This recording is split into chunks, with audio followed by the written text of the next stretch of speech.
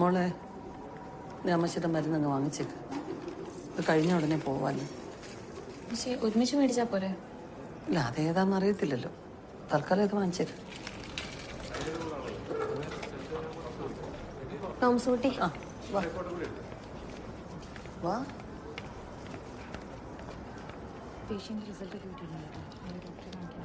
Mathew 90.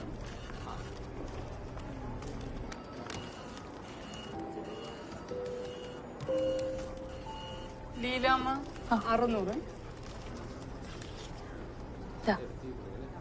Change ഉണ്ടോ? Change ഇല്ല.